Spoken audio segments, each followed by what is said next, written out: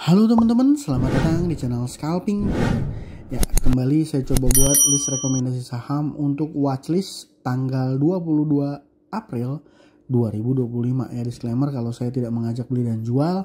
Jadi teman-teman wajib melakukan analisa ulang dan teman-teman harus paham bahwa resiko dari trading saham merupakan tanggung jawab pribadi gitu ya. Kalau nggak punya conviction, nggak yakin dengan analisa pribadi, ya better jangan entry. Oke, menurut saya tanggal 22 April IHSG masih akan tidak bergerak menarik ya. Menurut saya nggak akan banyak saham-saham yang menarik karena mostly hari ini outflow, dan menurut saya 3 saham yang menarik untuk watchlist ya. Saya pribadi itu ada Arto, Breeze, dan juga Antam. Antam ini saya nyesel ya, kemarin saya pikir dia sudah akan pullback ya, akan koreksi ya, memprediksi akan koreksi, tapi ternyata sampai dengan hari ini volume besar, naiknya kenceng, dan dia ada di support baru ya. Nanti saya coba bahas satu persatu ya teman-teman. Ini sedikit informasi aja bahwa hari ini, transaksi hari ini tanggal 21 April ya, masih ada foreign outflow.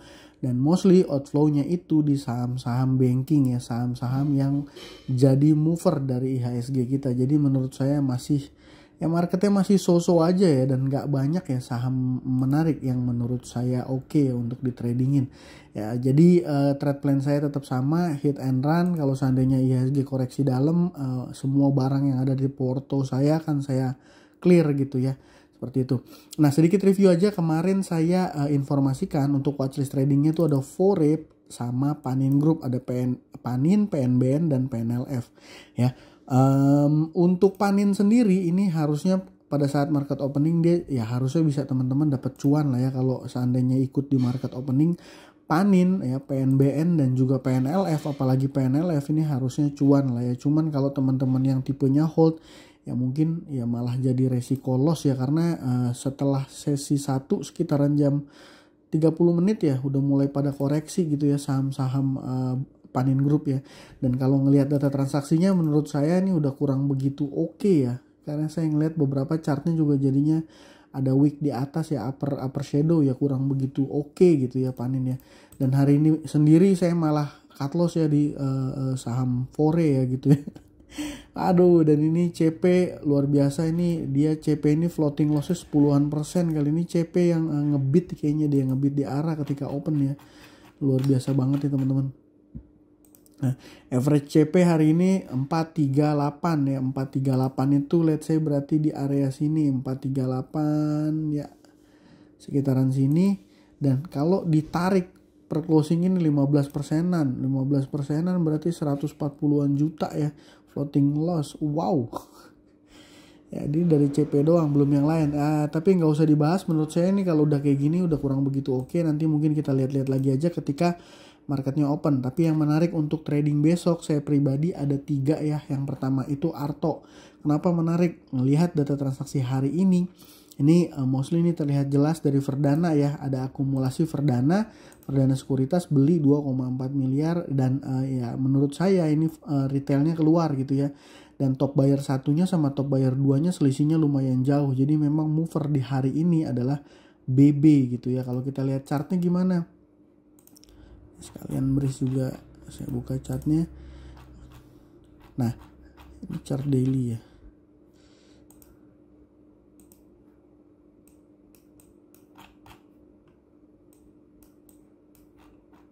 Oke.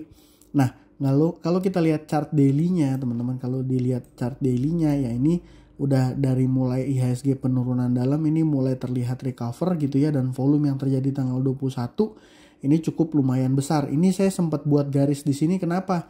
Karena saya sempat pantau chart 1 menitnya ya untuk melihat support and resist di intraday-nya dia ya, dan ini chart 1 menitnya ya, kalau dari sini sebenarnya terlihat cukup jelas sih support and resistnya ya. Jadi kalau setelah kita lihat dia naik kencang terus dia ada koreksi ya, koreksinya mostly volumenya lebih kecil daripada volume ketika dia ditarik, dan dia ditahan di area harga 1640-an gitu ya. 1640 harusnya daerah VWAP ya, 1652 VWAP-nya, jadi di bawah di atas VWAP. Jadi VWAP-nya itu ada di atas daripada support. chart 1 menit gitu ya. Jadi menurut saya Arto menarik ya kalau seandainya kita buy dengan level stop loss di bawah 1640. Menurut saya seperti itu. Kenapa? Yang pertama data transaksi oke ya. Tadi supportnya jelas, sahamnya akumulasi, dan beberapa hari terakhir itu kalau dilihat dari chart daily sudah mulai ada tanda-tanda pembalikan arah gitu ya, tanda-tanda pembalikan arah. Ya kalau kita ngeliat data trade booknya juga ini kalau secara chart ya ini buy powernya jauh lebih besar daripada sell powernya gitu ya. Jadi kenapa alasan saham Arto menurut saya menarik. Nah yang kedua ada saham BRIS. Ini sebenarnya Arto sama BRIS di sektor yang sama ya, saham bank ya, saham bank. Dan ini juga Verdana yang melakukan akumulasi. Cuma Verdana yang main di sini adalah Verdana foreign ya. Kalau di Arto Verdananya Verdana domestik gitu. Ya, Verdananya Verdana domestik. Kalau foreignnya ya BB-nya nggak ada.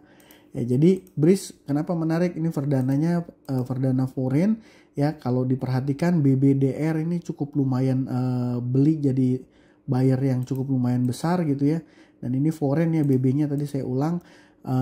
Kalau diperhatikan gitu ya teman-teman, secara data transaksi mirip-mirip sama Arto, ini sudah mulai ada pembalikan arah dari waktu IHSG kita koreksi yang lumayan dalam itu gitu ya.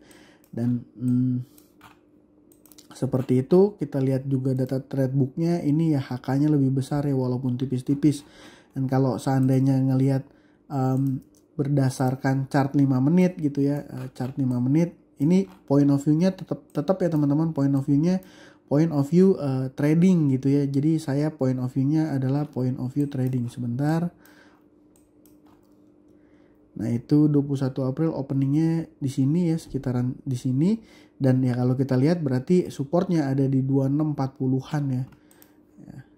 Sekitar area 2640-an. Jadi kalau seandainya beli ya area-area stop loss-nya daerah 2640-an gitu ya. Ini VWAP-nya di 2660. Jadi ya teman-teman sweet yourself aja di ya mungkin 2600 ya udah harus consider buang gitu ya.